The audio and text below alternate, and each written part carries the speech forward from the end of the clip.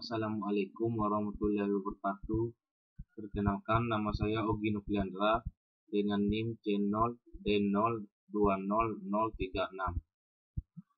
Pada pertemuan kali ini, saya akan menjelaskan tentang tax planning dalam pemanfaatan tax incentives, fasilitas PPH atas industri tertentu dan wilayah tertentu. Yang pertama, tax holiday untuk industri pionir. Dalam konteks tax holiday, industri pionir didefinisikan sebagai industri yang memiliki keterkaitan yang luas, memberi nilai tambah dan eksternalitas yang tinggi, memperkenalkan teknologi baru, serta memiliki nilai strategis bagi perekonomian nasional. Industri pionir tersebut mencakup industri logam dasar, industri penghilangan minyak bumi dan atau kimia dasar organik yang bersumber dari minyak bumi dan gas alam, industri permesinan, industri di bidang sumber daya terbarukan dan atau industri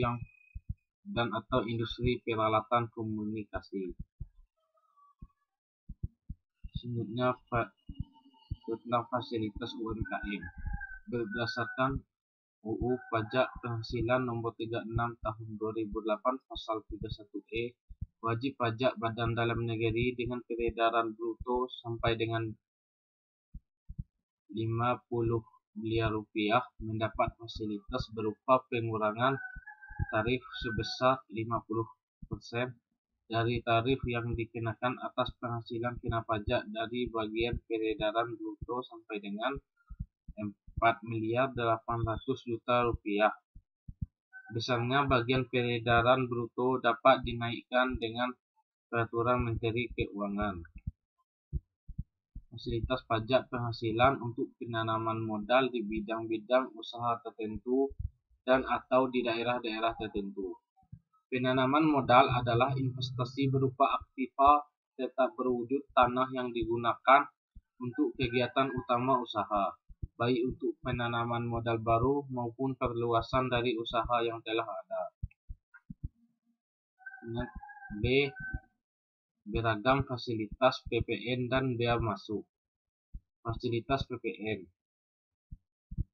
Fasilitas PPN sebagaimana dimaksud dalam pasal 2 huruf B adalah pembebasan dari pengenaan PPN atas impor barang kena pajak yang bersifat strategis berupa mesin dan peralatan, baik dalam keadaan terpasang maupun terlepas. Teknik termasuk suku cadang.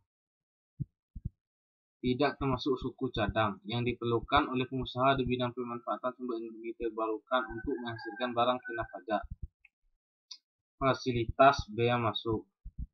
Fasilitas bea masuk sebagaimana dimaksud dalam pasal 2 huruf C adalah fasilitas pembebasan bea masuk sebagaimana diatur dalam Peraturan Menteri Keuangan Nomor 176/PMK.011/2009 tentang fasilitas pembebasan bea masuk atau impor mesin serta barang dan bahan untuk pembangunan atau pengembangan industri dalam rangka penanaman modal beserta perubahannya. B. Peraturan Menteri Keuangan Nomor 154/PMK.011/2009 tentang fasilitas pembebasan bea masuk atas impor mesin modal dalam rangka pembangunan dan pengembangan industri pembangkit tenaga listrik untuk kepentingan umum beserta perubahannya. Syarat diberikannya fasilitas bea masuk. Fasilitas pembebasan bea masuk dapat diberikan bila mana pengusaha memenuhi syarat baik dari aspek subjek maupun objek barangnya. Subjek di sini berarti perusahaan termasuk dalam kategori perusahaan yang tercatat sebagai penanam modal di Indonesia, baik penanam modal dalam negeri maupun penanam modal asing. Objek yang dapat diberikan pembebasan bea masuk adalah barang-barang yang memenuhi syarat diberikannya pembebasan. Jangka waktu pembebasan bea masuk. Pembebasan bea masuk atas impor mesin untuk pembangunan industri diberikan untuk jangka waktu pengimporan selama 2 tahun terhitung sejak berlakunya keputusan pembebasan bea masuk. Jangka waktu pengimporan mesin untuk pembangunan industri ini dapat diperpanjang sesuai dengan jangka waktu pembangunan industri tersebut, sebagaimana tercantum dalam surat persetujuan penanaman modal. Selanjutnya, C. Strategi memanfaatkan seluruh fasilitas perpajakan yang ada. Yang pertama, pahami seluruh peraturan terkait fasilitas perpajakan yang dapat dimanfaatkan. Kedua, memilih lokasi perusahaan atau melakukan penanaman modal di bidang usaha tertentu dan atau di bidang tertentu yang mendapat prioritas tinggi dalam skala nasional dapat diberikan fasilitas perpajakan. 3. Untuk perusahaan yang berorientasi pada ekspor barang kena pajak, manfaatkan fasilitas PPN yang diberikan di kawasan berikat.